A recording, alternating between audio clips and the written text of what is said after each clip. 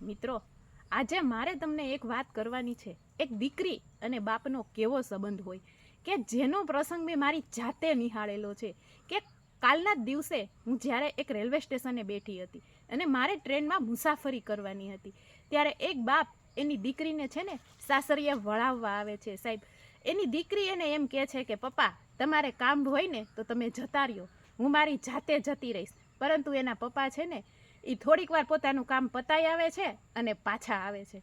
એવી રીતના ખાસો 1 કલાક 1.5 કલાક વીતી ગયો, પરંતુ એના પપ્પા છે ને એને ક્યારેય છોડતા નથી અને પોતાનું કામ પતાવી અને પાછા આવે છે. અને જ્યારે ટ્રેનનો સમય થાય છે ને ત્યારે એ દીકરી એના પપ્પાને એમ કહે છે કે પપ્પા, હવે હું તો જાઉં છું, તમે છે ને તમારું ધ્યાન રાખજો. કે ત્યારે એના પપ્પા છે ને, આખી ટ્રેન હતી સાહેબ, જે પુરુષ પોતાના હૃદય એટલું બધું કઠણ રાખે છે કે પોતાના હૃદયની વ્યથા નથી કહી શકતો, એ ટ્રેનમાં બધાની વચ્ચે રડ્યો થયો.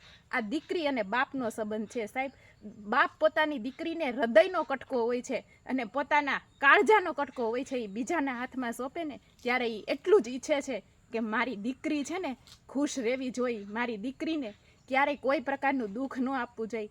જગતના તમામ દીકરાઓને મારે એટલું જ કહેવું છે કે કોઈ બાપ જ્યારે તેમને પોતાની દીકરી આપે ને, એ તમને પોતાનો કાળજાનો કટકો આપે છે, પોતાનું હૃદય આપે છે, એને તમે સંભાળી અને વ્યવસ્થિત રાખો. એને બધાની વચ્ચે કે તમારી સાથે જ્યારે હોય ને ત્યારે તેમને ક્યારેય દુઃખ ન આપો.